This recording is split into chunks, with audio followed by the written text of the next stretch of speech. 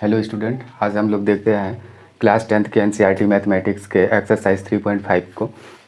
इसमें जितने भी क्वेश्चन होंगे उन क्वेश्चनों को सॉल्व करेंगे वन बाय वन। तो स्टार्ट करते हैं इसके पहले क्वेश्चन से। इसको पहले पढ़ लेते हैं। क्या है इसका पहला क्वेश्चन? इसका पहला क्वेश्चन है, which of the following pairs of linear equation has unique solution, no solution और infinitely many solution. In case there is an unique solution find it by using cross multiplication method. तो ये रहा question.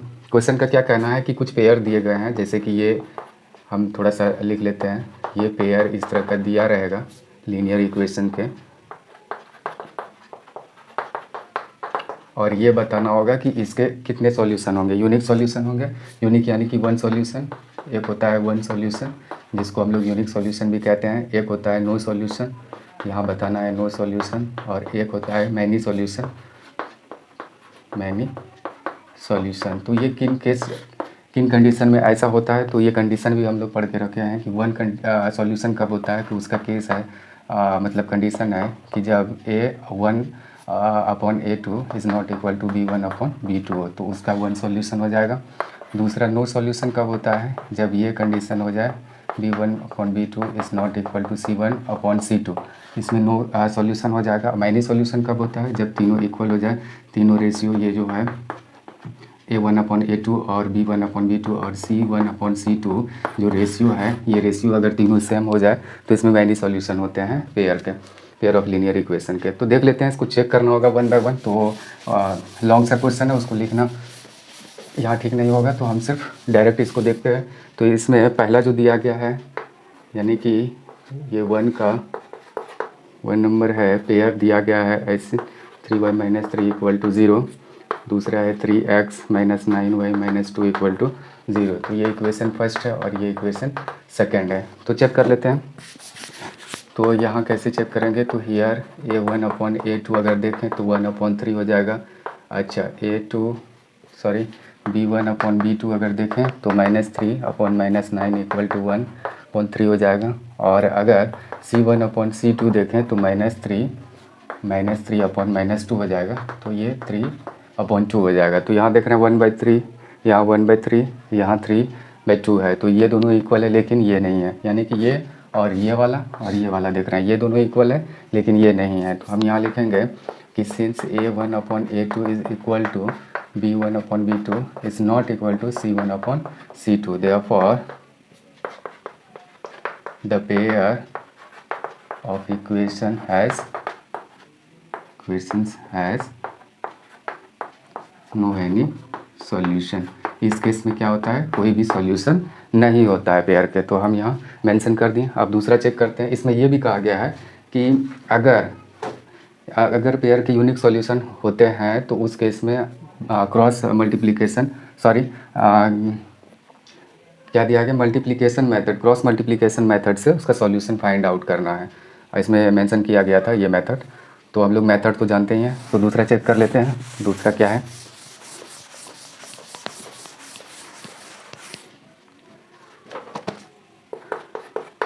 इसी में दूसरा दिया गया है 2x plus y equal to 5 और है 3x plus 2y equal to 8। इस कांस्टेंट को अगर इधर करना हो तो कर सकते हैं, plus Y minus 5 equal to 0, और इसका हो जाएगा 3x plus 2y minus 8 equal to 0। तो ये रहा हम लोगों का फर्स्ट इक्वेशन और ये रहा फाइनल हम लोगों का सेकेंड इक्वेशन। तो इस केस में देख लेते हैं। यहाँ देखते हैं कि हियर A1 अपॉन A2 अगर देखें तो 2/3 ये हो जाएगा। अगर B1 अपॉन B2 देखें तो 1/2 हो जाएगा। और C1 अपॉन C2 देखें तो -5 अपॉन -8 यानी कि 5/8 हो जाएगा। तो ये देख रहे हैं कि ये वाला डिफरेंट है, और तो जब आगे का ही डिफरेंट हो तो यूनिक सॉल्यूशन हो जाएगा। तो हम ये ऐसा कह सकते हैं कि यार since A1 upon A2 is not equal to B1 upon B2, therefore the pair of equations has a unique solution। ऐसा हम लोग लिख सकते हैं कि इस कंडीशन में क्या होते हैं, पेयर के एक यूनिक सॉल्यूशन होता है एक। तो इस केस में क्या करना होगा, हम लोगों को सॉल्यूशन भी फाइंड आउट करना होगा। तो कर लेते हैं। यहाँ पहले इसको इरेज कर लेते हैं। तो नाउ हम लिख सकते हैं, now by cross multiplication method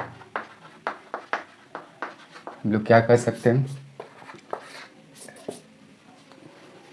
x upon क्या लिखेंगे, यहाँ लिखेंगे x वाले का बाई क्रॉस मल्टीप्लिकेशन मेथड से जब करते हैं तो x वाले को ऐसे रख लेते हैं, फिर ऐसे और ऐसे करते हैं तो उसका कोएफिशिएंट y और इंटू -8 हो जाएगा। और नहीं तो एक बार लिख लेते हैं जिससे कि आपको समझ में आ जाए कि हम क्या कर रहे हैं।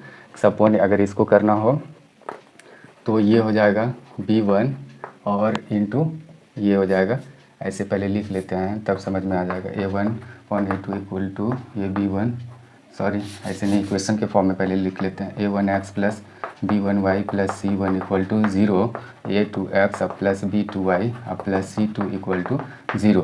अगर यहाँ देखें तो इसको कैसे लिखते हैं कि ये दोनों को मल्टीप्लाई करते हैं b1 c2 और माइनस इसको b2 और minus into c1 equal to y वाला अगर करते हैं तो y वाला को ढक के ऐसे करते हैं और फिर ऐसे, तो c1 a2 और माइनस c2 a1। और फिर तीसरा अगर देखें तो 1 लेते हैं, कांस्टेंट वाले में 1 लेते हैं, उसके बाद फिर ऐसे करते हैं a1 इंटू b2 और माइनस a2 इंटू b1, तो ऐसे कर देते हैं। तो अब इसका वैल्यू हम लोग निकाल लेते हैं और अब वहाँ से वैल्यू लेते हैं इसका x, तो 1 इंटू -8 हो जाएगा और उसमें माइनस हो जाएगा 2 इंटू -5, तो ये हो गया। फिर y वाले केस में क्या हो जाएगा, अगर लेंगे -5 इंटू 3 और माइनस इधर से करेंगे तो -8 इंटू 2 हो जाएगा, ये हो गया। और अगर इसका करें तो 1 वाले का तो 2 इंटू 2 हो जाएगा ये, और माइनस ये 3 इंटू 1 हो जाएगा। इसमें साइन को भी लेना है, तो फिर ये हो गया। अब यहाँ देखें तो शायद आप लोगों को दिख रहा होगा -1 ये हो जाएगा 10 इक्वल टू ये वाला हो जाएगा y अपॉन क्या हो जाएगा -15 और प्लस 16 और ये हो जाएगा 4 to 3। तो ये वाला हम लोगों के पास क्या क्या आ गया, x upon 2 equal to y upon क्या आ गया 1 और इक्वल टू 1 अपॉन 1 आ गया। तो यहाँ देख सकते हैं कि इस तरह का आ गया।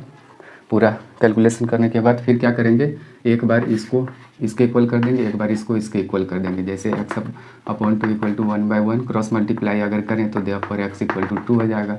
और फिर एंड अगर करें ये भी ले सकते हैं अगेन, या तो ये भी ले सकते हैं y अपॉन 1 इक्वल टू 1/1, तो देयरफॉर y इक्वल टू क्या हो जाएगा 1। तो इस केस में y 1 हो गया और x क्या हो गया 2, यही दोनों आंसर हो गया हम लोगों का, वैल्यू सॉल्यूशन हो गया, x का वैल्यू और y का वैल्यू। तो ये किस मेथड से हम लोग निकाले हैं, क्रॉस मल्टीप्लिकेशन मेथड से। अब देखते हैं बाय क्रॉस मल्टीप्लिकेशन मेथड, इसमें क्रॉस मल्टीप्लिकेशन करते हैं हम लोग। अब तीसरा पेयर देख लेते हैं, तीसरा पेयर क्या है,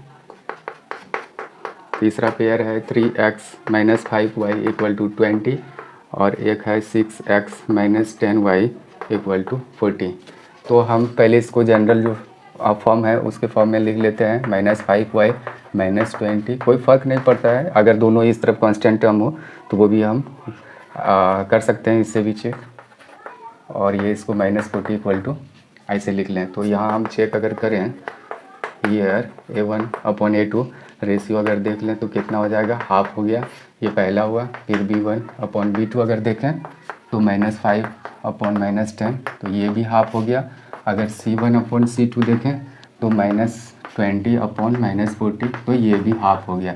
तीनों केस में क्या देख रहे हैं कि तीनों हाफ है, तो देयरफॉर ऐसे सॉरी सिंस हम ये कह देंगे पहले एक बार कि ये तीनों क्या है, इस तरह का है, यानी कि तीनों रेशियो इक्वल है, तो it means the pair of equations has many solution. इस कंडीशन में क्या होते हैं, पेयर ऑफ सॉल्यूशन के मैनी सॉल्यूशंस होते हैं। ये हो गया। मैनी सॉल्यूशन में हम लोगों को सॉल्यूशन फाइंड आउट नहीं करना है, वहाँ मेंशन किया गया है कि अगर यूनिक सॉल्यूशन हो तो उस केस में निकालें, अदरवाइज़ नहीं निकालें। तो ये पहले हम चेक कर लिए कि इसके कितने सॉल्यूशन होंगे। तो यहाँ कंडीशन मतलब देख लिए, ये कंडीशन, इस कंडीशन में क्या कहते हैं, कंसिस्टेंट बट डिपेंडेंट, ये पेयर का नाम हो जाएगा। और पेयर के क्या हो जाएंगे, मैनी सॉल्यूशन। इसमें कह सकते हैं इन्फिनिटली मैनी सॉल्यूशन हो जाएगा। अच्छा, अब नेक्स्ट 1 का फोर्थ देख लेते हैं, x minus 3y minus 7 equal to 0 है।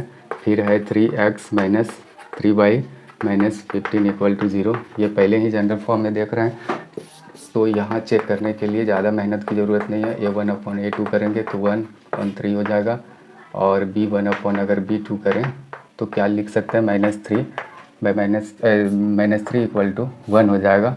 और अगर c ये देख रहे हैं 1, और c1/ अगर c2 ये भी अगर निकाल के देखें तो ये 7/15 हो जाएगा। तो इस केस में क्या देख रहे हैं कि यही दोनों इक्वल नहीं है, तो हम कह सकते हैं कि इसके बहुत सारे एक यूनिक सॉल्यूशन हो जाएगा।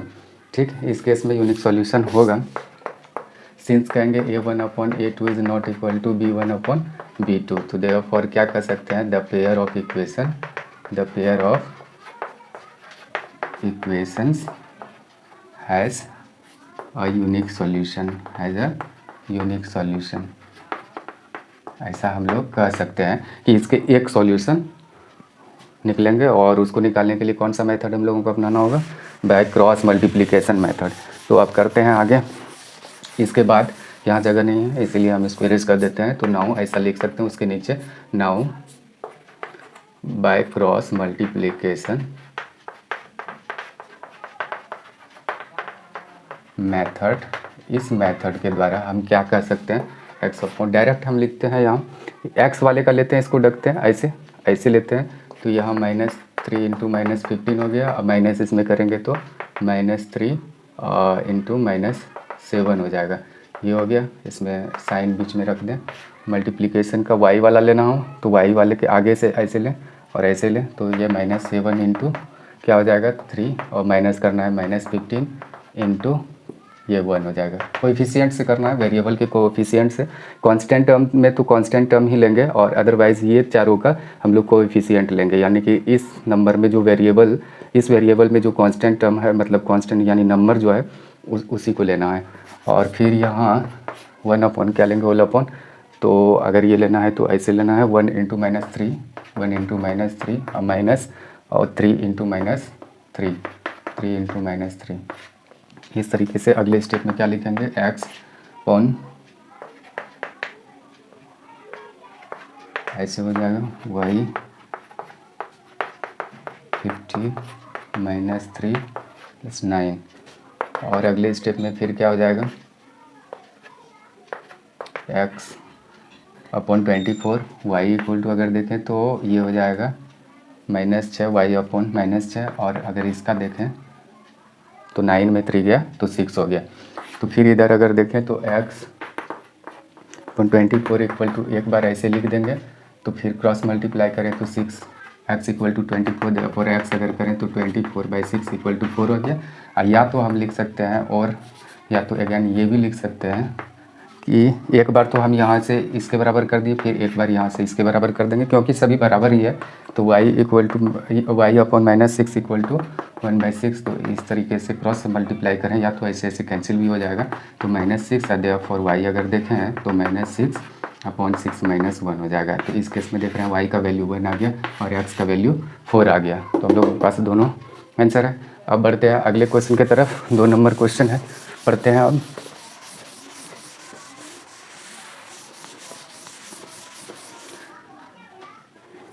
दो नंबर क्वेश्चन क्या है, इसको पढ़ लेते पहले।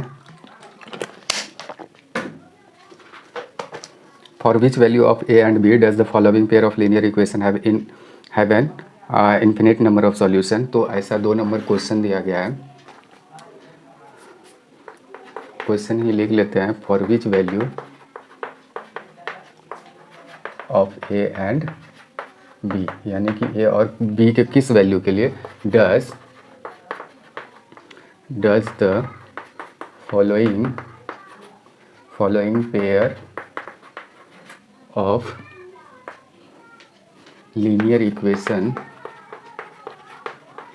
linear equation have an pair of linear equations have an infinite number of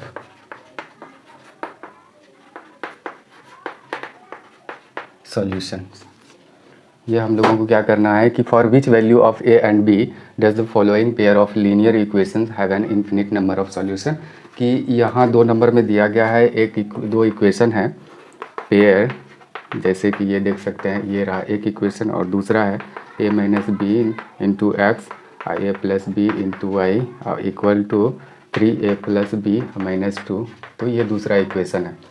इसमें कहा गया है कि इसमें देख सकते हैं कि एक यहाँ a माइनस बी, ये जो x का वेरिएबल a माइनस बी है और y का वेरिएबल a प्लस बी, इसका वैल्यू फाइंड आउट करने के लिए कहा गया है। और इसमें कहा गया है कि a और b के किस वैल्यू से ये इक्वेशन जो पेयर है इसके एक इन्फिनिट नंबर ऑफ सॉल्यूशन होंगे, यानी बहुत सारे सॉल्यूशन होंगे। तो हम यहाँ लिखेंगे a pair of linear equations have many solution या इन्फिनिट नंबर ऑफ सॉल्यूशन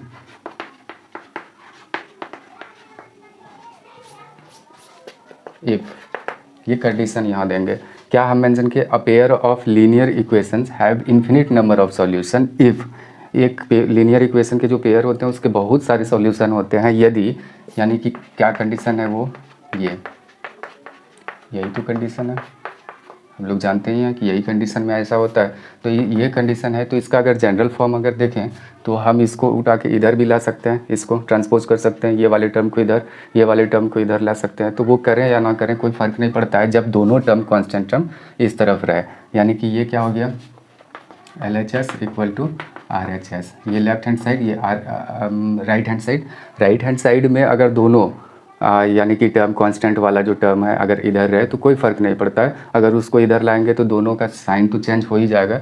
तो हम ऐसे भी कर सकते हैं। तो इस कंडीशन में देख सकते हैं, तो क्या करेंगे यहाँ इसका वैल्यू रखेंगे यहाँ 2 upon whole upon a minus B equal to, फिर यहाँ अगर देखेंगे तो ये कंडीशन है प्लस बी, और अगर इस केस में देखें तो यहाँ इसका C1 अपॉन C2 क्या हो जाएगा 3a प्लस बी माइनस 2, ये हो जाएगा। तो हम लोग क्या करेंगे बारी बारी से इक्वल करेंगे, इसको इक्वल, मतलब है तीनों इक्वल, एक बार ये दोनों को इक्वल दिखा के एक इक्वेशन फॉर्म कर लेंगे, और दूसरे बार यानी कि इसको और इसको इक्वल करके एक इक्वेशन फॉर्म कर लेंगे। और फिर हम लोगों के पास 2 इक्वेशन हो जाएगा a और b को लेकर, और फिर फाइंड आउट कर लेंगे। तो इसको हम लोग मिटाना चाहेंगे, हम मिटा लेते हैं पहले। तो एक बार हम क्या लिख दें, ये लिख सकते हैं 7 upon 3a plus B minus 2, cross multiply अगर करके देखें तो ऐसे कर सकते हैं 7a minus 7b equal to 6a 2b और इक्वल टू 4, ऐसे हो जाएगा। ये 7 है। अच्छा, अब सब टर्म ए वाले टर्म को इधर लाते हैं और ये इसको भी इधर लाते हैं और ये -4 को इधर ही रख लेते हैं, और इस तरीके से क्या हो जाएगा हम लोगों के पास, यानी ये एक इक्वेशन हम लोगों के पास a minus 9b equal to क्या हो गया, यानी कि इक्वल टू -4, ये एक इक्वेशन हो गया। अब दूसरे के इक्वेशन को फॉर्म करते हैं। अगैन हम ऐसा भी लिख सकते हैं पुनः कि ये इसके बराबर है 3 whole upon a plus B equal to क्या लिख दें 7 whole upon 3a plus B minus 2, और फिर इससे फिर एक इक्वेशन फॉर्म करेंगे क्रॉस मल्टीप्लाई करके, इधर से कर लेते हैं 9a plus 3b minus 6 equal to 7a plus 7b। तो ये हो गया। फिर अगले स्टेप में देखते हैं क्या होता है। अगले स्टेप में ये सबको ट्रांसपोज कर लेते हैं इधर, सॉरी ये 9a है, 9a प्लस 3b माइनस 6, ये 7a और माइनस 7b इक्वल टू 0। 9 में 7 ऐसे माइनस कर देंगे तो 2a, 3b में ये कर देंगे तो 4b, और 6 को उधर ले चलते हैं तो ये हो गया 6। इस तरीके से हम यहाँ कॉमन भी ले सकते हैं, 2 को अगर कॉमन ले लें तो कुछ इस तरीके का हो जाएगा, ये इक्वेशन सेकेंड और ये रहा इक्वेशन फर्स्ट।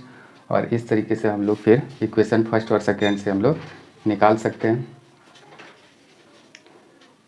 तो इसका देख लेते हैं कि क्या होगा सॉल्यूशन। ये दोनों को फिर फर्दर प्रोसेस करते हैं। Now from equation first and second, दोनों इक्वेशन से, यानी कि a minus 9b equal to क्या है -4 और a minus 2b equal to 3 है। तो ये रहा इक्वेशन फर्स्ट और ये रहा इक्वेशन सेकेंड। इसमें क्या करना पड़ेगा, ऑन सब्ट्रैक्टिंग यहाँ सबका साइन चेंज करना होगा, चेंज कर दिए। तो इसके बाद 7b equal to -7, therefore b equal to 7 हो जाएगा। तो a का वैल्यू b का वैल्यू कितना हो गया 7, दोनों कैंसिल करके। अब b का वैल्यू किसी एक इक्वेशन में रख देते हैं, या तो फर्स्ट में या तो सेकंड में, जिसमें भी रखना हो। Now on putting the value of क्या है b इन इक्वेशन फर्स्ट में इसका वैल्यू पुट कर देते हैं। a minus 9b equal to -4 लिखा हुआ है। अब इसमें वैल्यू पुट कर देते हैं, b का 7 आया है -4, और इस तरीके से ये हो जाएगा।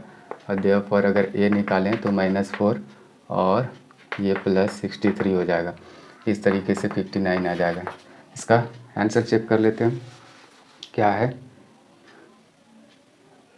सॉरी, यहाँ मिस्टेक हम किए हैं, यहाँ 7 नहीं होगा, यहाँ b इक्वल टू 1 हो जाएगा। और क्योंकि ये 7 पेंसिल करने में हम गलती कर दिया है, वहाँ यहाँ b 1 है तो यहाँ क्या लिखना होगा, a minus 9b equal to -4। Therefore a का वैल्यू b का वैल्यू यहाँ पुट कर दिया।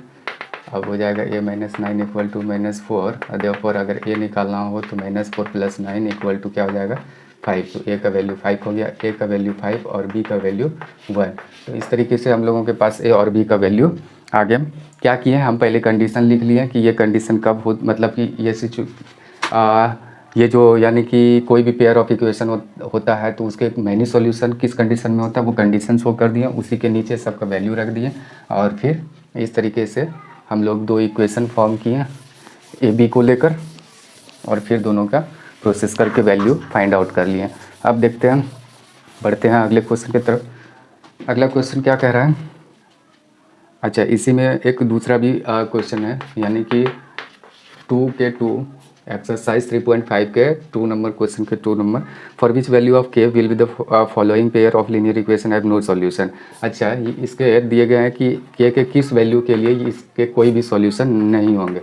तो हम लोगों को पता है कि इस कंडीशन में कोई भी पेयर के सॉल्यूशन, एक भी सॉल्यूशन नहीं होते हैं। Just a second.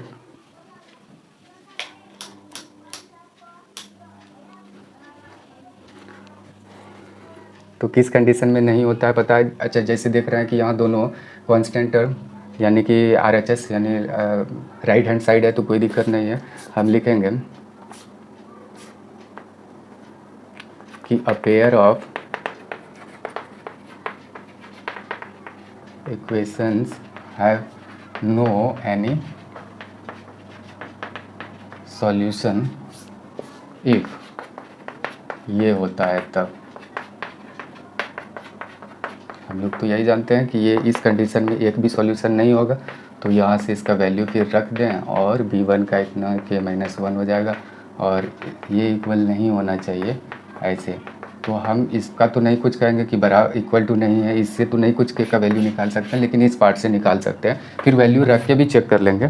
तो अगर यहाँ देखें तो हम लोगों के पास क्या हो जाएगा, 3k-1 इक्वल टू 2k-1। तो इस तरीके से 3k-2k और ये -1 + 1 हो जाएगा। और इस तरीके से k इक्वल टू क्या हो गया, यहाँ तो 0 अगर वैल्यू रख देंगे तो दिक्कत हो जाएगी। अच्छा, कहीं माइनस प्लस में गलत किए हैं। 2k-1 ठीक है, ये भी ठीक है। 3k-3 सॉरी, यहाँ हम मल्टीप्लिकेशन में गलती किए हैं। 2k-1 ठीक है। हाँ, अगर इसको देखें तो -1 और +3 करेंगे, और इस तरीके से हम लोगों के पास k इक्वल टू 2 निकल जाएगा। अच्छा, यहाँ k का 2 मान अगर यहाँ वैल्यू रख देंगे तो क्या हो जाएगा, ये दोनों इक्वल हो जाएगा। k अगर यहाँ रखेंगे तो ये दोनों तो इक्वल हो जाएगा, ये दोनों रेशियो ये ठीक। अच्छा, रख के भी देख लेते हैं। यहाँ अगर 2 रखें तो क्या हो जाएगा, 1 क्या हो रहा है, 2 - 1 करेंगे तो 1 हो गया। अच्छा, यानी कि 1 हो रहा है। तो इधर भी रख के देखते हैं, इस साइड में क्या हो रहा है, अगर 1 और यहाँ 2 2 ज़ा 4, 4 + 5 5, 1/5 हो रहा है। तो यानी इस कंडीशन में क्या देख रहे हैं कि इधर 1 = 1 ये हो रहा है। तो ये दोनों तो इक्वल है, लेकिन ये नहीं है। यानी कि हम कह सकते हैं कि के का अगर 2 वैल्यू ले लें तो इस पेयर ऑफ लीनियर इक्वेशन के क्या होंगे, कोई भी सॉल्यूशन नहीं होंगे। ठीक, अब आगे बढ़ते हैं तीसरे क्वेश्चन की तरफ।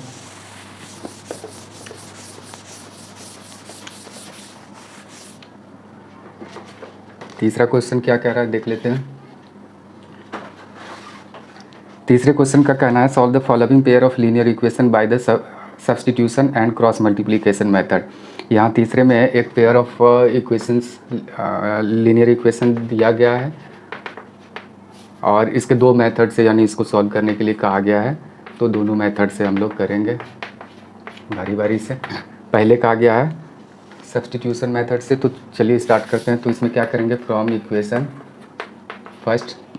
फर्स्ट से x या y का वैल्यू हम लोग निकाल लेते हैं। तो y का यहाँ अगर निकाल लें तो 9 - 8x होल अपॉन 5 हो जाएगा, अगर ऐसे अगर निकाला जाए।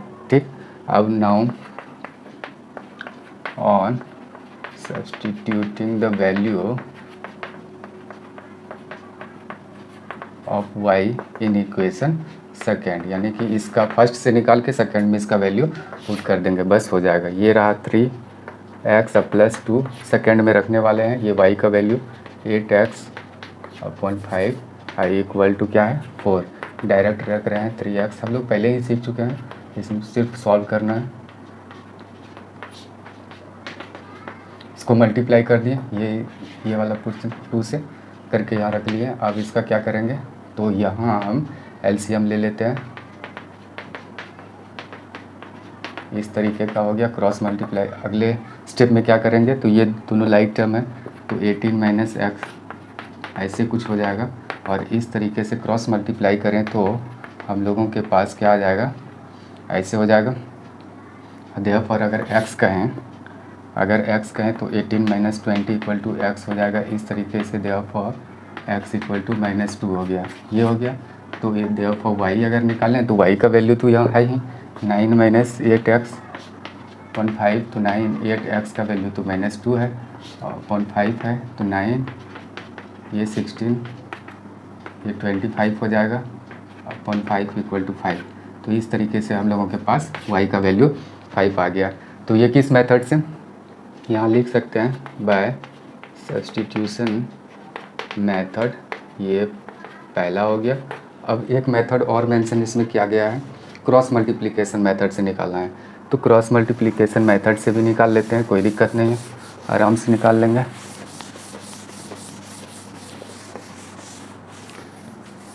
अगर इसी का देखें तो ये वाला फॉर्म 5y - 9 = 0 ऐसा भी लिख सकते हैं। ये इक्वेशन जो फर्स्ट दिया गया था इस तरीके का। और फिर इसका अगर देखें तो फिर ये लिख सकते हैं 3x + 2y - 4 = 0, ये इक्वेशन सेकंड हो गया। नाउ लिखेंगे now by cross multiplication method क्या लिख सकते हैं, x होल अपॉन क्या लिखेंगे 5 × -4 और -2 × -9 करेंगे। और y वाला अगर देखें तो 9 - 9 × 3 और -4 × 8 हो गया ये। और 1/, अगर इसका करें तो ये हो जाएगा 8 × 2 और -3 × 5, ये हो गया। आगे देखते हैं, अगले स्टेप में इसी को प्रोसेस करेंगे। तो ये 20 हो गया और ये 18। y वाला अगर देखें तो कुछ इस तरीके का हो जाएगा। अगर ये वाला देखें कांस्टेंट वाला तो इस तरीके का हो गया। तो x इसमें -2 हो जाएगा, ये 5 हो जाएगा, ये 1 हो जाएगा। इस तरीके से एक बार हम ऐसे लिख सकते हैं, देयरफॉर x = -2 हो जाएगा। और अगर अगेन फिर ये करें, ये भी लिख सकते हैं = 1/1, देयरफॉर y अगर देखें तो ये हो जाएगा 5। तो y इतना आ गया और x का वैल्यू -2 आ गया। तो इस मेथड से हम ये दोनों का सॉल्यूशन ये पेयर का सॉल्यूशन निकाल लिए दोनों मेथड से। अब बढ़ते हैं चौथे क्वेश्चन की तरफ, देखते हैं इसका चौथा क्वेश्चन क्या है। इसके क्वेश्चन को नहीं लिख रहे हैं क्योंकि वो थोड़ा सा टाइम कंज्यूमिंग प्रोसेस हो जाएगा, लेंदी सा हो जाएगा, इसीलिए हम सिर्फ पढ़ रहे हैं। चौथा नंबर 4th नंबर क्वेश्चन है, देखते हैं चौथा क्वेश्चन क्या है। चौथा का पहला यानी 4th नंबर का फर्स्ट क्या कह रहा है कि कहना है, a part of monthly hostel charges is fixed and the remaining depends on the number of days one has taken food in a mess. When a student A takes food for 20 days, she has to pay 1000 rupees as hostel charges, whereas a student B who takes food for 26 days pays 1180 rupees as hostel charges. Find the fixed charges and the cost of food per day. यानी कि इसमें क्या कहा गया है कि एक hostel में एक रहने का जो चार्जेस है, एक फिक्स्ड चार्ज है, एक फिक्स्ड चार्ज यानी कि अगर हॉस्टल में जो रहते हैं उसका फिक्स्ड चार्ज तो है ही, इसके साथ साथ फूड चार्ज भी है। फूड चार्ज पर डे के हिसाब से कुछ देना पड़ रहा है। मान लेते हैं वो फिक्स्ड चार्ज है वो ₹X पर डे के, मतलब एक बार इन कर गए तो फिक्स्ड चार्ज तो पे करना ही है। अब फूड चार्ज पर डे के हिसाब से मान लें कि वो ₹Y है। एक दिन अगर मेस में खाना खा रहे हैं तो वो ₹Y देना पड़ रहा है। तो ऐसा दिया गया है कि ये डिपेंड करता है, फिक्स चार्ज तो है ही है और इसके साथ साथ ये डिपेंड करता है कि आप कितने दिन खाना खा रहे हैं, उसके हिसाब से वो चार्ज करेंगे। ये तो लेंगे ही लेंगे। तो अगर एक लड़की वहाँ अगर रह रही है तो 20 दिन अगर रह रही है, वहाँ एक लड़की रह रही है B, when a student A takes food for, अच्छा कोई ए स्टूडेंट है और एक बी स्टूडेंट है, अगर वो ए 20 दिन के लिए वहाँ रह रही है तो उसको ₹1000 पे करना हो रहा है। और अगर बी एक स्टूडेंट है हु टेक्स फूड 26 डेज, अगर ये 26 दिन वहाँ खाना खा रहा है तो उसको कितने 1180 रुपीज़ उसको पे करना हो रहा है, पड़ रहा है। तो find the fixed charge and the cost of food per day. तो ये फिक्स्ड चार्ज और फूड चार्ज पर डे के हिसाब से वो हम लोगों को निकालना होगा। अच्छा अगर ये 20 दिन खाना खाए, जैसे कि इसको फिक्स चार्ज तो ₹X देना ही पड़ेगा और 20 दिन का, एक दिन का खाने का चार्ज ₹Y, 20 दिन खाने का चार्ज 20Y और इक्वल टू इस हिसाब से उसको टोटल कॉस्ट कितना पे करना पड़ा ₹1000। तो वो लड़की जो ए स्टूडेंट है उसको यानी कि 1000 पे करना पड़ गया और बी जो स्टूडेंट है उसके लिए फिक्स चार्ज तो देना ही पड़ेगा ₹X और वो कितने दिन खाना खाया है, वो कोई लड़का है B who takes food for, अच्छा जो भी दिया गया है तो इसमें मेंशन नहीं किया गया है, तो वो 26 डेज़ खाना खाया तो 26 डेज़ का 26Y हो गया और इस तरीके से उसका टोटल कॉस्ट इतना वो मतलब कि चार्ज पे किया। ये दोनों इक्वेशन फॉर्म हो गया और इस तरीके से हम इसका सॉल्यूशन भी निकाल सकते हैं। इसमें मेंशन पहले ही कर दिया गया कि जिस तरीके से आपको करना हो कर सकते हैं। तो हम पहले मान लेते हैं इसमें जैसा जो फाइंड द फिक्स्ड चार्ज, तो let the fixed charge be ₹X and the cost of food per day be ₹Y। मान ले कि उसका फिक्स चार्ज कितना है ₹X और हॉस्टल का, और the cost of food per day be ₹Y। एक दिन अगर हम मेस में खाना खा रहे हैं हॉस्टल में तो उसका ₹Y हमको पे करना होगा। तो case first, according to case first क्या हम लिख सकते हैं, क्या लिखेंगे, पहला केस हो जाएगा कि वो जो लड़की ए है वो ये फिक्स चार्ज तो पे की ही है, उसके साथ साथ 20 दिन वो खाना खाई है तो वो 20Y हो जाएगा यानी 20Y और इक्वल टू 1000 रुपीज़ वो पे की है। तो ये पहला केस हो गया। और दूसरा अगर केस देखें तो दूसरा केस क्या है, तो बी जो लड़का है वो 26 दिन खाना खाया यानी कि फिक्स चार्ज उसको ₹X तो देना ही पड़ा, साथ साथ में 26Y ये भी पे करना हो गया क्योंकि एक दिन खाने का चार्ज है ₹Y, तो 26 डे का 26 इंटू Y करेंगे यानी 26Y हो जाएगा। ये भी चार्ज ये दोनों मिला के उसको 1180 रुपीज़ उसको पे करना पड़ गया। तो ये इक्वेशन दो फॉर्म कर लिए इस तरीके से। अब दोनों इक्वेशन को देखते हैं तो इसमें ये x जो है x ये वेरिएबल इक्वल है, तो इसमें क्या कर देंगे ऑन सब्ट्रैक्टिंग यानी कि इसको घटाने पर यहाँ क्या हो जाएगा, सबका साइन अपोजिट साइन कर देंगे, सबका साइन उल्टा कर दिए, उसके बाद ये कैंसिल हो जाएगा और इस तरीके से ये 6Y इक्वल टू अगर माइनस करें तो -180 हो जाएगा। देयरफॉर अगर Y करें तो -180 अपॉन -6 इक्वल टू 30 हो गया।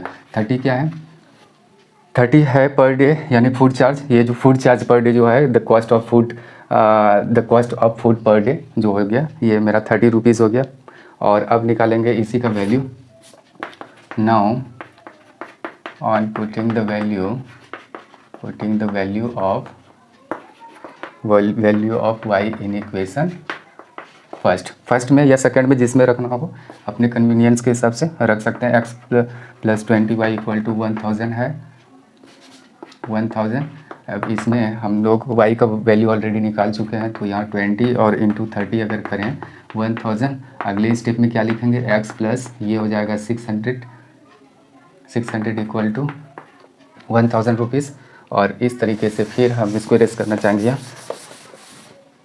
देयरफॉर अगर x इक्वल यहीं लिख लेते हैं, देयरफॉर x इक्वल टू क्या हो जाएगा 1000 माइनस 600 इक्वल टू 400। तो यहाँ हम देख रहे हैं कि हम लोगों के पास x का वैल्यू आ गया 400 और y का वैल्यू आया 30 रुपीज़, सॉरी 30। तो यहाँ क्या कर देंगे final, hence the fixed charge is 30 rupees and the cost of food per day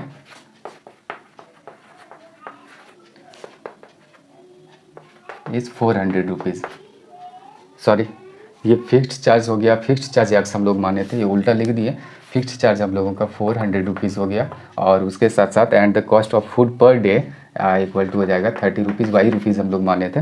तो इस तरीके से हम लोग यहाँ स्टेटमेंट लास्ट में ऐसा ऐड कर सकते हैं और इस तरीके से हम लोग ये क्वेश्चन को सॉल्व कर लिए। अब बढ़ते हैं दूसरे क्वेश्चन की तरफ।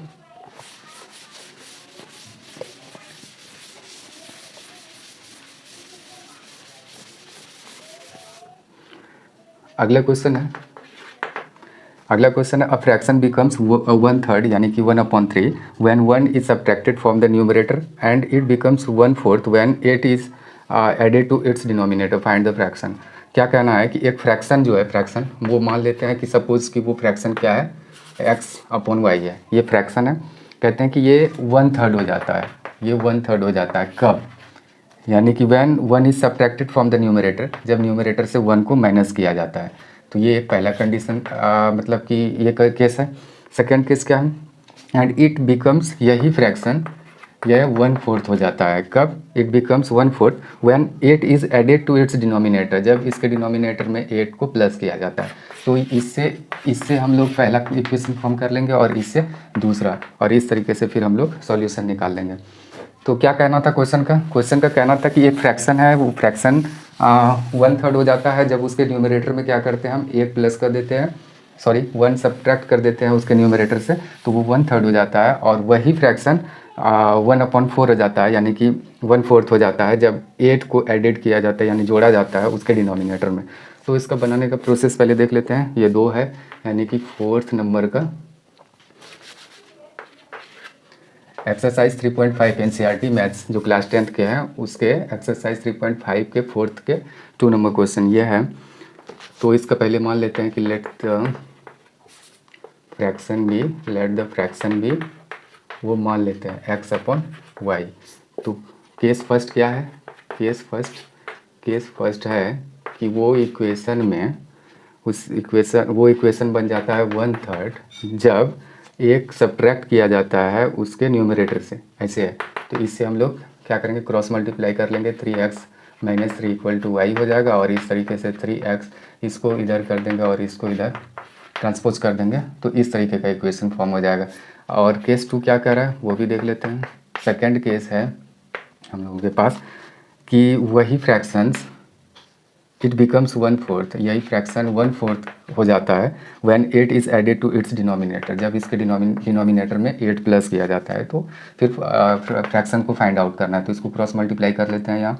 तो यहाँ हो जाएगा 4x इक्वल टू के y प्लस 8, और इस तरीके से इसको अगर इधर ट्रांसपोज करेंगे तो 4x - y इक्वल टू 8 हो जाएगा। ये हो गया सेकेंड इक्वेशन। तो अब हम लोगों के पास इक्वेशन फर्स्ट और सेकेंड दोनों है। अब दोनों इक्वेशन को यहाँ पहले लिख लेते हैं। Now from equation first and second. Equation first क्या है, 3x - y इक्वल टू 3, ये रहा इक्वेशन फर्स्ट। और सेकेंड इक्वेशन है 4x - y इक्वल टू 8। तो देख रहे हैं ये दोनों जो लाइक टर्म है, ये वाला, ये y वाला, तो देख रहे हैं कि इक्वल है, लेकिन इसके जो है साइन एक ही जैसा है, सेम है। तो इसको क्या करना होता है, अपोजिट करना होता है। तो ऑन सब्ट्रैक्टिंग घटाने पर ये वाला सब साइन चेंज हो जाएगा, इस तरीके से ये एलिमिनेट हो जाएगा ये वाला टर्म, और उसके बाद इधर बचेगा minus X equal to -5, therefore X equal to 5 हो जाएगा। तो ये एक्स का वैल्यू आया। अब इस एक्स का वैल्यू किसी इक्वेशन फर्स्ट या सेकेंड में इसको रख के वाई फाइंड आउट कर लेते हैं। Now on putting the value x in equation first में ही इक्वेशन फर्स्ट में इसको रखते हैं, इसको इधर इरेज कर लेते हैं।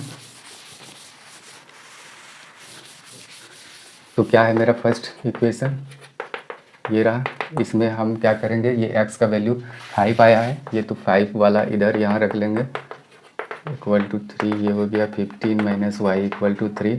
और अगर ये इसको इधर करें ये y, और इस तरीके से हम लोगों के पास y का वैल्यू 12 आ गया। तो fractions, therefore fraction equal to क्या हो जाएगा, fraction equal to X upon Y माने हैं हम लोग, तो एक्स का वैल्यू 5 आ गया अपॉन ये वाई का वैल्यू 12 आ गया। तो यही है हम लोगों का वो रिक्वायर्ड फ्रैक्शन। इसी फ्रैक्शन अगर वेरीफाई करना हो तो उसके कंडीशन जो भी केस है उसमें क्वेश्चन के अकॉर्डिंग वो इससे वेरीफाई कर सकते हैं कि अगर इसके न्यूमरेटर में अगर हम लोग क्या करें 1 माइनस कर दें तो वो 1/3 हो जाएगा, क्या ये सही है। तो चेक करते हैं, तो ये 4 × 12 ये कैंसिल करने के बाद देख रहे हैं कि इतना ही आ गया। अगर यही फ्रैक्शन में कहते हैं न्यूमरेटर में अगर 8 को ऐड कर दिया जाए, क्वेश्चन का क्या कहना था, अगर उस न्यूमरेटर में डिनोमिनेटर में 8 को ऐड कर दिया जाए तो वो 1/4 हो जाता है, क्या सही है। देख रहे हैं ये 20 हो गया और ये ऐसे, तो देख पा रहे हैं कि हाँ फ्रैक्शन चेंज होकर क्या हो गया 1/4। तो इस तरीके से हम लोगों का ये आंसर सही है, वेरीफाई भी कर लिए। अब बढ़ते हैं अगले क्वेश्चन की तरफ।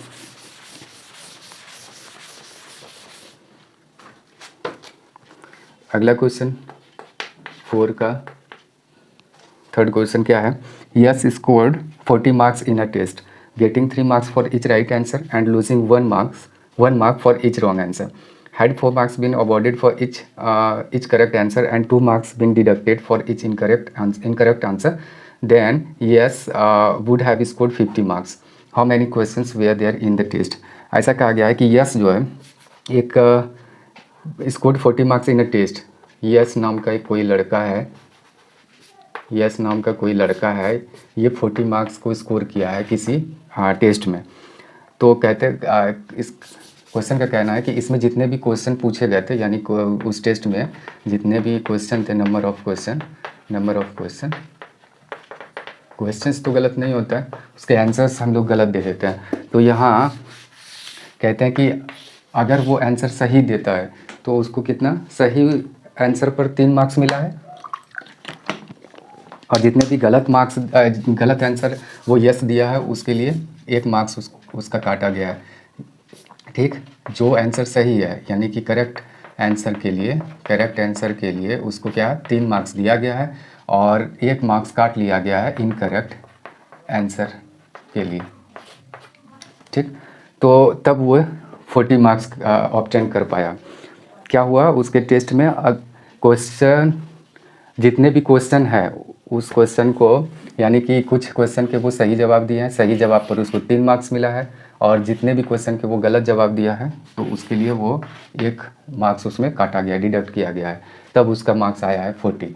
लेकिन इसी में आगे कहा गया है कि अगर had 4 marks been awarded for each correct, अगर सही जवाब के लिए, करेक्ट आंसर के लिए अगर 4 मार्क्स दिया जाता +4, और had correct answer and 2 marks been deducted, और 2 मार्क्स काटा जाता गलत आंसर के लिए, तो वो कितना स्कोर कर पाता, तो वो स्कोर कर पाता yes would have score 50 marks. इस हिसाब से 50 मार्क्स वो स्कोर कर पाता। तो कहते हैं how many questions were there in the test, test में कितने क्वेश्चन है वो पूछा गया है। तो सबसे पहले इसको समझ लेते हैं क्या है क्वेश्चन का कहना, फिर से एक बार रिपीट करते हैं। यस नाम का एक लड़का है, ये टेस्ट देता है, टेस्ट में कुछ क्वेश्चन पूछे गए हैं, क्वेश्चन कितने पता नहीं, लेकिन कुछ के जवाब वो सही देते हैं, कुछ के गलत, यानी कि कुछ के राइट और कुछ के रॉन्ग।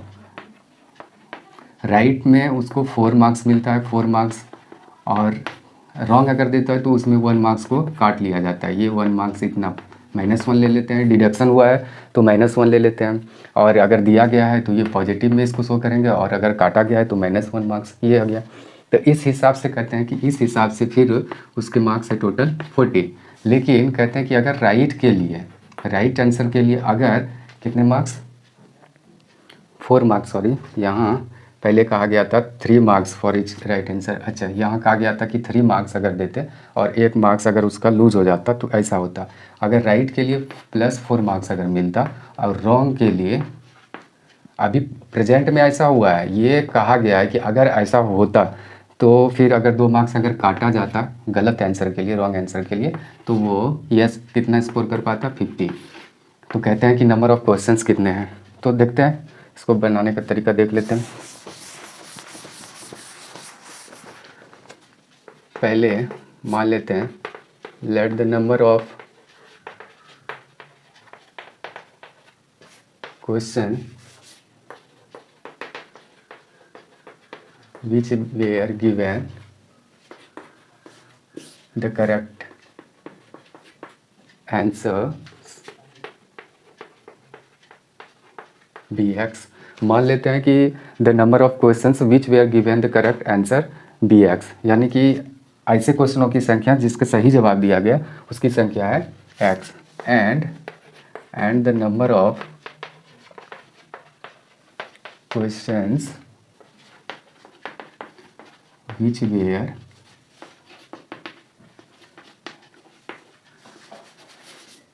given, यहाँ लिखेंगे which were given correct answers be x, and यहाँ and the number of questions which were given in correct answers be Y.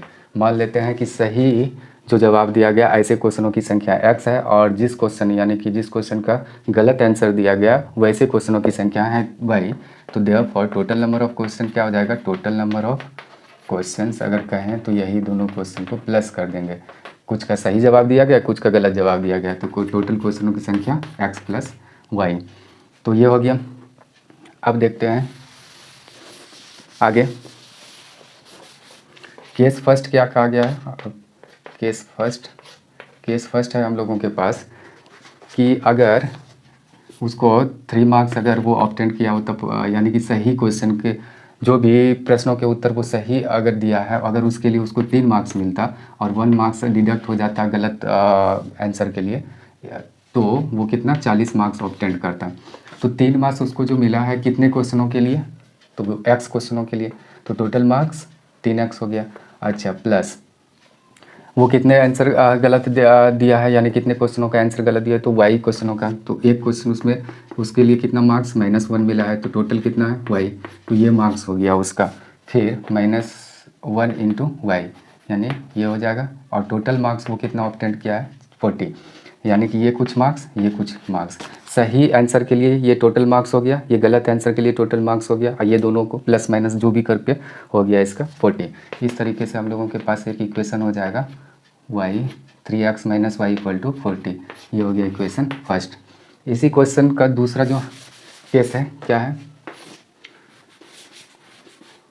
दूसरा कंडीशन है केस 2 कि अगर सही क्वेश्चन के लिए यानी कि सही आंसर के लिए अगर उसको 4 मार्क्स मिला होता और 1-2 मार्क्स काटा गया होता गलत आंसर के लिए, तो वो कितना स्कोर कर पाता 50 मार्क्स। तो इस हिसाब से देखें तो टोटल नंबर जो ऑब्टेन किया है करेक्ट आंसर के लिए वो कितना किया, यानी कि 4x, यानी 4 मार्क्स मिला है सही करने का, एक क्वेश्चन सही करने का 4 मार्क्स।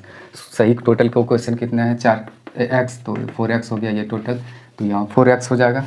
और गलत मार्क्स कितने, यानी कि वो गलत आंसर कितने क्वेश्चनों का दिया है, तो y क्वेश्चनों के लिए, तो y क्वेश्चन में यानी एक क्वेश्चन के लिए 2 मार्क्स काटा गया है, तो टोटल हो जाएगा इस तरीके से मार्क्स उसका गलत आंसरों के लिए -2 × y। तो यहाँ लिख देंगे इसमें -2y और प्लस ये दोनों को प्लस माइनस करके वो 40 मार्क्स ऑब्टेन किया है। और इस तरीके से दूसरा इक्वेशन हम लोगों के पास हो जाएगा 2y = 50। और इस तरीके से अगर देखें तो इसमें कॉमन भी ले सकते हैं, तो ये 2x और 2 कॉमन ले लें तो ये 25, ये दूसरा इक्वेशन हो गया। तो इसमें 2x, इसमें 2 कॉमन लिए हैं हम लोग। अब देखते हैं दोनों इक्वेशन से क्या होता है। एक पहला इक्वेशन हम लोगों के पास है 3x - y = 40, दूसरा इक्वेशन है 2x - y = 25। अब यहाँ लिख लेते हैं, now from equation first and second, यानी कि पहले इक्वेशन और दूसरे इक्वेशन से यानी पहला इक्वेशन हम लोगों के पास है 3x minus y equal to 40, ये रहा पहला, और दूसरा है 2x minus y equal to 25, ये रहा दूसरा। अब दोनों को क्या करेंगे, सब्ट्रैक्ट करने पर, सब्ट्रैक्ट इसको कर लेते हैं। ऑन सब्ट्रैक्टिंग क्या हो जाएगा, सब का साइन चेंज हो जाएगा, ये कैंसिल हो गया, तो x इक्वल टू 15 आ गया, x का value 15। Now on putting the value of x in equation first equation में अब क्या करेंगे, x का वैल्यू रख देंगे। तो 3x minus y equal to 40 पहला इक्वेशन है हम लोगों के पास, तो x का वैल्यू कितना आया है 15, यहाँ 15 इसको पुट कर देते हैं, इक्वल टू 40 हो गया। और इस तरीके से हम लोगों के पास ये हो जाएगा 45 माइनस वाई इक्वल टू 40, और ये 45 माइनस 40 इक्वल टू वाई। तो therefore Y equal to यानी 5। तो यानी कि सही जवाब के लिए हम लोगों पर x कितना आया 15, अच्छा y आया 5। तो हम लोगों से पूछा गया था टोटल नंबर ऑफ क्वेश्चन, तो total number of question, therefore total number of questions जो पूछे गए हैं टेस्ट में, क्वेश्चंस इक्वल टू क्या हो जाएगा x प्लस वाई, जैसा कि हम लोग शुरुआत में ही इस क्वेश्चन की शुरुआत में ही लिख दिए थे। तो यहाँ क्या हो जाएगा, x का वैल्यू हम लोगों के पास आया है 15, और प्लस ये हो जाएगा 5, और इस तरीके से टोटल 20 क्वेश्चन पूछे गए थे टेस्ट में, ये हो गया। अब बढ़ते हैं अगले क्वेश्चन की तरफ।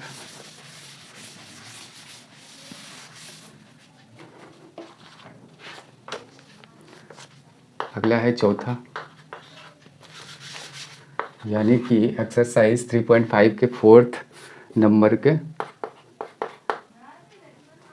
क्वेश्चन क्या है, places A and B are 100 kilometre apart on a highway, one car starts from A and another from B at the same time. If the car travels in the same direction at different speeds, they meet in 5 parts, and if they travel towards each other, they meet in 1 hour. What are the speeds of the two cars? ऐसा दिया गया है कि एक place है, ये रहा a place और ये रहा बी प्लेस, यहाँ भी एक कोई यहाँ कार है, कार फर्स्ट लिख देते हैं, और यहाँ कार 2 लिख देते हैं, यानी कार 1 और कार 2। एक इसमें क्या गया, places A and B are 100 kilometre aparts, ये 100 किलोमीटर दूर है, ये ए और बी जो स्थान है इसके बीच की दूरी है, यानी 100 किलोमीटर्स। अच्छा, वन कार स्टार्ट्स फ्रॉम ए, एक कार यहाँ से स्टार्ट चलने के लिए यहाँ से स्टार्ट करती है, यानी कि वो from A and another from B, और ये बी पॉइंट से दूसरी car at the same time, और समय भी एक ही समय पर। If the cars travel in the same direction, जैसे कि अगर सपोज कि इधर है साउथ, अगर इधर साउथ हो और एक ही डायरेक्शन में, ये भी कार इसी डायरेक्शन में, ये भी कार इसी डायरेक्शन में, दोनों एक ही डायरेक्शन में चलना अगर स्टार्ट कर दे, तो कहते हैं कि वो कितने घंटे के बाद मिलती है दोनों गाड़ियाँ। तो different speed they meet in 5 parts, ये 5 घंटे में दोनों गाड़ी मिल जाती है। तो अच्छा, ये डिफरेंट स्पीड से ये दोनों ट्रैवल करेगी कार, तो यानी कि ये सपोज़ कि ये सी पॉइंट पर मिल गया ये दोनों गाड़ियाँ, तो इसका मतलब ये है कि ये जो गाड़ी चली है इसका स्पीड जो भी है, और इसका स्पीड मान सपोज़ कि इसका स्पीड x है, इसका y किलोमीटर पर आवर है, ठीक।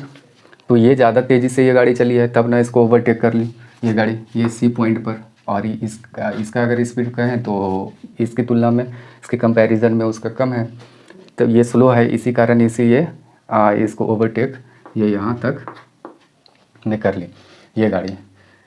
तो कहते हैं कि ये कितने घंटे के बाद, 5 घंटे के बाद ये ऐसा हुआ।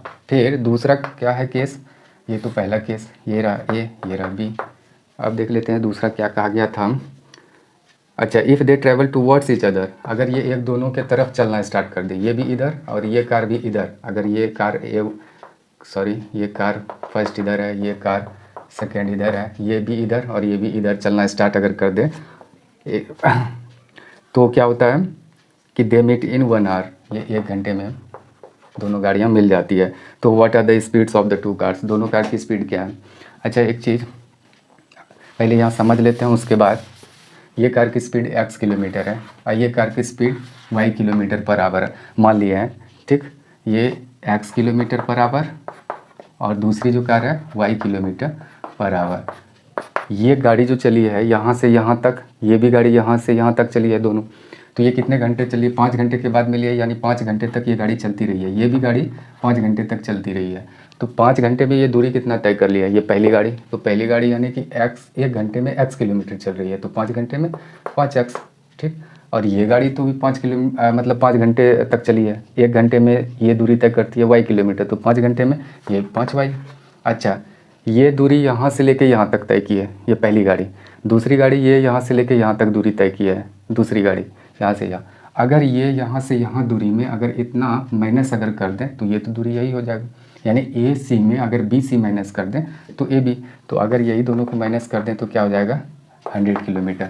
ये दूरी तो पहले से दी गई है 100 किलोमीटर, ये पहला इक्वेशन हो जाएगा। सेकेंड केस में क्या था?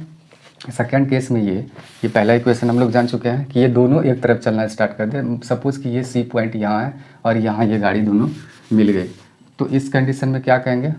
इसकी स्पीड ज़्यादा है तो हो सकता है कि ये इधर मिले, ऐसा एक हम माने हैं, सिर्फ ये यहाँ मिले। तो ये 1 घंटा गाड़ी चली है, तो 1 घंटे में इसका स्पीड क्या है? x किलोमीटर पर आवर, तो 1 घंटे में तो वही दूरी चलेगी, तो x किलोमीटर हो गया। और ये भी 1 घंटे में चली है ये गाड़ी, तो ये भी y किलोमीटर 1 घंटे में। ये दोनों अगर दूरी, ये दूरी और ये दूरी को जोड़ें तो 100 किलोमीटर है ही दिया गया। तो इस तरीके से दूसरा इक्वेशन भी हम लोग फॉर्म कर लेंगे और फिर दोनों कार का स्पीड हम लोग निकाल लेंगे। तो मानते हैं हम स्टार्ट करते हैं। लेट द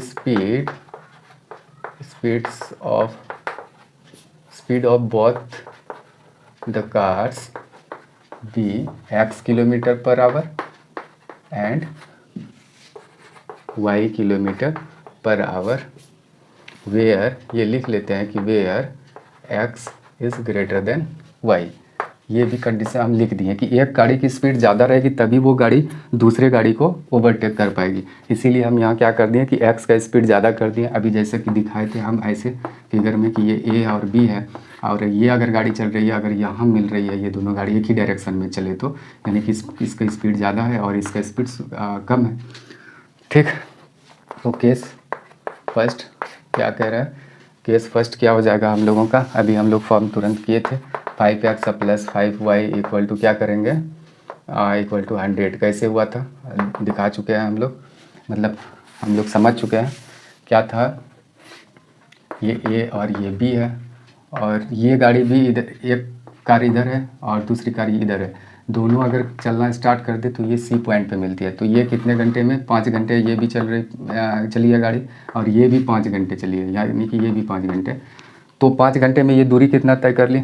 तो ये एक गाड़ी का स्पीड हम मान लिए x किलोमीटर पर आवर है, 5 घंटे में 5x, ठीक, 5x, सॉरी यहाँ माइनस हो जाएगा, 5x किलोमीटर। और फिर ये गाड़ी भी 5 घंटे तक चली है, तो 1 घंटे में ये चल रही है y किलोमीटर, तो 5 घंटे में कितना? 5y, यानी 5y किलोमीटर। तो ये दूरी और ये दूरी, अगर ये यहाँ से यहाँ तक दूरी में, अगर ये यहाँ से यहाँ तक दूरी घटा दें तो यही दूरी ये दूरी बचेगी, यानी ए बी। तो ए बी का दूरी तो गिवन है कि ये दोनों प्लेसेस के बीच की दूरी क्या है? 100 किलोमीटर। तो यहाँ दोनों का अगर माइनस कर दें तो 100 किलोमीटर, इसमें क्या करेंगे? 5 को कॉमन अगर ले लें तो कुछ इस प्रकार का, यानी कि हम लोगों के पास इक्वेशन बच जाएगा। अब नेक्स्ट केस सेकेंड क्या था हम लोगों का? केस वही कि दोनों कार जब एक ही तरफ, यानी कि एक दूसरे के तरफ चलना स्टार्ट कर दें, जैसे कि ये है ए और ये रहा बी, तो ये भी गाड़ी इधर ही, ये भी गाड़ी इधर ही। इसकी स्पीड ज़्यादा है तो ये ज़्यादा ऐसे डिस्टेंस कवर करेगी और ये कम। तो मान लें कि ये सी पॉइंट है, तो ये 1 घंटे ये भी गाड़ी चली है और ये भी 1 घंटे गाड़ी चली है, तो 1 घंटे में ये कितना दूरी तय करेगी? तो ये तो माने ही है कि x किलोमीटर 1 घंटे में, तो उसका स्पीड ही है। तो ये 1 घंटे तक चली है तो यानी x किलोमीटर ये, और फिर ये 1 घंटे तक चली है तो y किलोमीटर ये भी। अगर दोनों डिस्टेंस को अगर जोड़ दें तो ये यहाँ से यहाँ तक 100 किलोमीटर। तो दूसरा केस भी हम लोगों के x plus y equal to क्या हो जाएगा? 100 किलोमीटर। तो इस तरीके से इक्वेशन 2 भी हो गया। अब इक्वेशन 1 और 2 को अगर ध्यान से देखें तो y वाला ये ऑन एडिंग क्या हो जाएगा? ये दोनों कैंसिल हो जाएगा, 2x इक्वल टू 120। और इस तरीके से फिर क्या हो जाएगा इधर? देयरफॉर x इक्वल टू 120/2, यानी ये हो गया 60। अब इसका now on putting the value of x in equation first में इसका वैल्यू रखते हैं, क्या है ये वाला? First x minus y equal to था 20, तो x का वैल्यू हम लोग 60 निकाल चुके हैं, माइनस वाई इक्वल टू 20। और अगर ये 60 और -20 इधर करें तो ये हो गया y, और देयरफॉर y इक्वल टू क्या हो जाएगा, 60 में 20 गया 40, तो y भी आ गया और यहाँ x का वैल्यू यहाँ 60 आ गया। तो यानी कि पहली जो गाड़ी का है वो उसका स्पीड 60 किलोमीटर पर आवर और दूसरी गाड़ी का स्पीड 40 किलोमीटर पर आवर है। ऐसा हम बाद में लिख सकते हैं यहाँ स्टेटमेंट, लास्ट में इसको ऐड कर सकते हैं। क्या लिख सकते हैं, हैंस द स्पीड ऑफ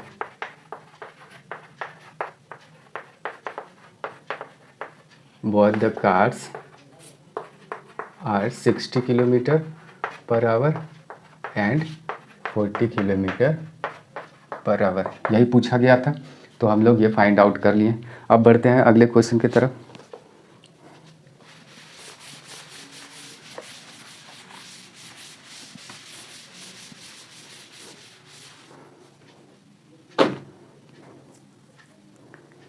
इसका ये लास्ट क्वेश्चन होगा इस एक्सरसाइज का, यानी ये है 5वां क्वेश्चन।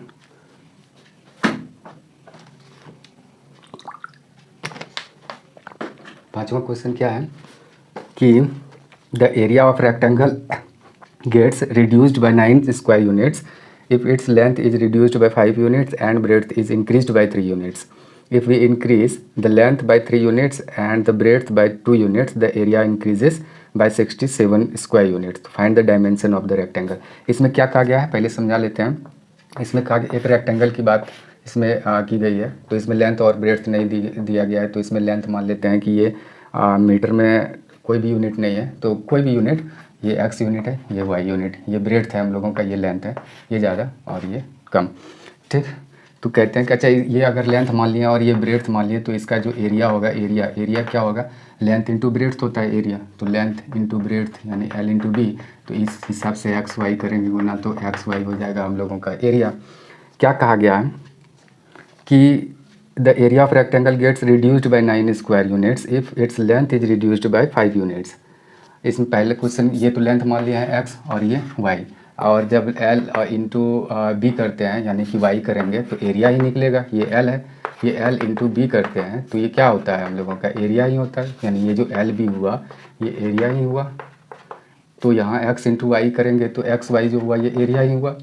इसका कहना है कि इसका यानी कि एरिया घट जाता है 9 square units if it's length is reduced by 5 units, अगर इसका लेंथ अगर 5 यूनिट घटा देते हैं and breadth is increased by 3 units, और ब्रेड्थ को 3 यूनिट बढ़ा देते हैं, तो क्या हो जाता है इसमें डिफरेंस जो भी एरिया आएगा, तो यहाँ एरिया ऑलरेडी तो पहले से मेरा एक्स वाई था, ये 9 घट जाता है, यानी कि ये 9 नया जो एरिया होगा पुराने एरिया से 9 कम हो जाएगा, ऐसा ही कहा गया था।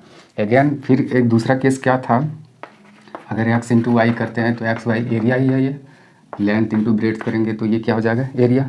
If we increase the length by 3 units, अगर लेंथ को 3 यूनिट्स बढ़ा दें, इंक्रीज कर दें, and the breadth by 2 units, और ब्रेड्थ को भी 2 यूनिट्स अगर बढ़ा दें, दोनों को अगर बढ़ा दें, the area increases by 67 square unit, तो कहते हैं कि जो भी एरिया है वो 67 यूनिट बढ़ जाएगा। तो find the dimension of the rectangle, और इस तरीके से हम लोगों को डायमेंशन फाइंड आउट करना होगा रेक्टेंगल का। तो यहाँ पहले हम लोग मान लेते हैं, फुल प्रोसेस शुरुआत से करते हैं। क्या हम लोग मान लेंगे, लेंथ मान लेंगे और ब्रेड्थ मान लेंगे, यानी रेक्टेंगल का फिर एरिया दिखा देंगे कि इतना होगा, और फ्रॉम क्वेश्चन फिर ये ऐसा हम लोग दिखा सकते हैं। तो स्टार्ट करते हैं।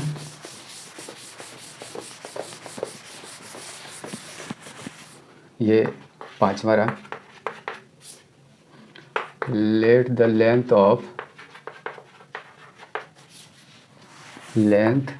and the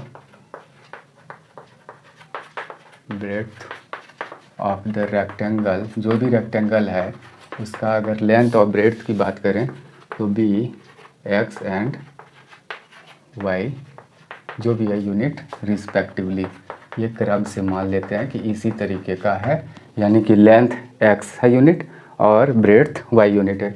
यूनिट में कोई भी चीज़ ले सकते हैं, मीटर, सेंटीमीटर, किलोमीटर, जिसमें लेना हो, जो भी यूनिट हो, यहाँ यूनिट मेंशन नहीं किया गया है।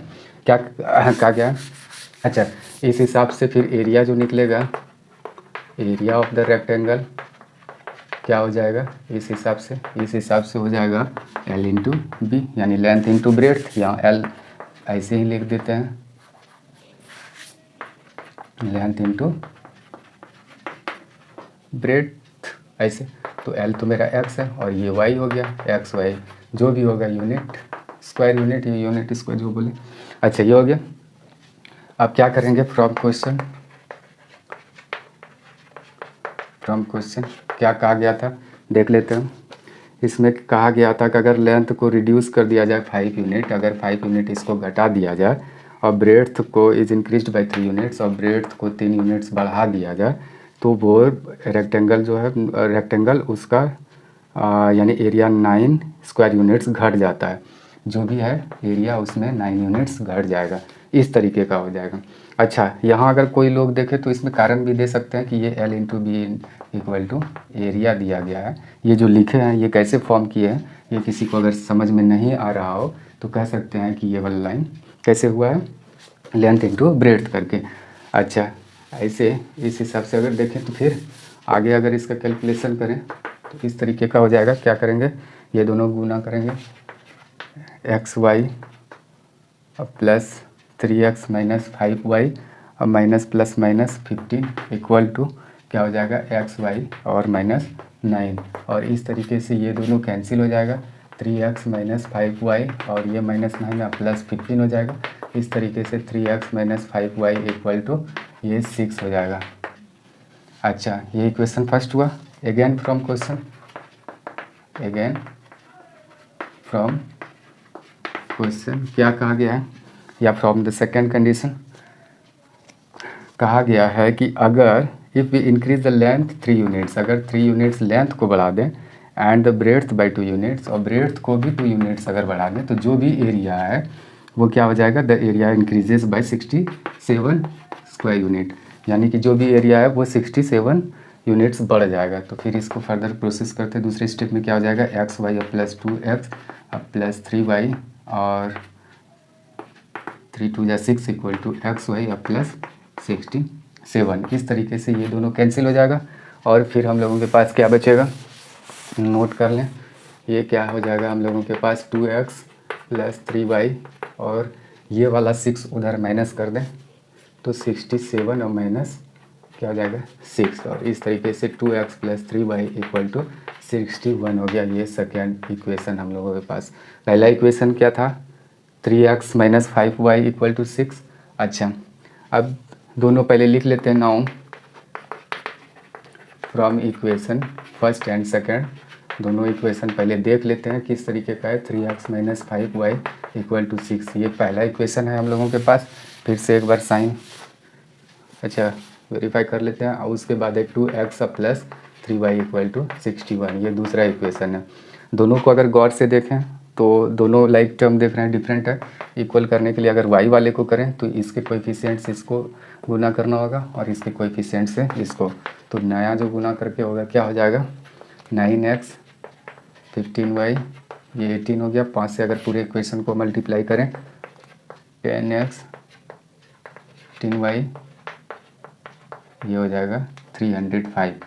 और इस तरीके से ऑन एडिंग यानी कि इसको अगर जोड़ दें, क्योंकि पहले से ही साइन अपोजिट साइन है ये y का, तो ये कैंसिल हो जाएगा और ये 19x इक्वल टू ये दोनों को भी ऐड करना होगा, क्या इसी तरह कहा जाएगा 3 2 3। अच्छा अब क्या करना होगा, अगले स्टेप में हम लोग therefore x equal to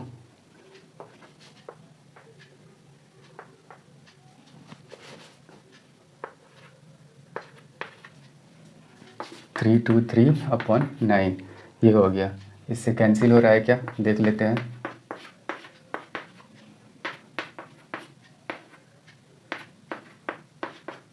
seventeen times में हो जाएगा, ये हो गया x का वैल्यू। अब क्या करेंगे, now on putting the value of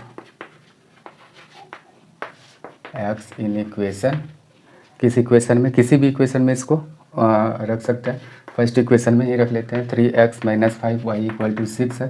अब x का ऑलरेडी हम लोग निकाल चुके हैं वैल्यू, तो इसका x से मल्टीप्लाई कर देते हैं।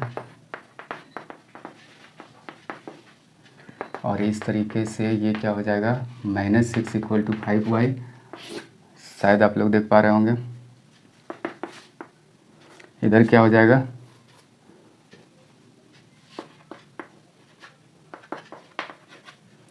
शायद देख पा रहे हैं। उसके बाद हो जाएगा 5y = 45 और देयरफॉर y = 45/5 = 9।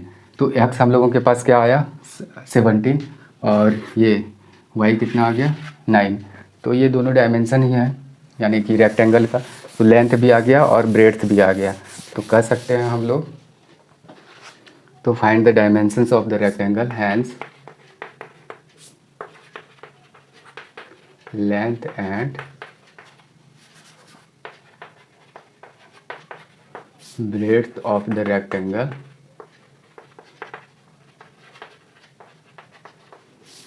are क्या क्या है, वो x 17 एंड ये है 9 यूनिट्स रिस्पेक्टिवली। क्रम से क्या है, लेंथ हम 17 और ये 9 यूनिट्स लिखे हैं ब्रेड्थ के लिए, कि ब्रेड्थ यहाँ 9 यूनिट्स है। और इस तरीके से हम लोग क्या किए, ये क्वेश्चन भी सॉल्व कर लिए। और इस एक्सरसाइज का लास्ट क्वेश्चन था। अब हम लोग दूसरे दिन सॉल्व करेंगे एक्सरसाइज 3.6 को। तो मिलते हैं अगले वीडियो में।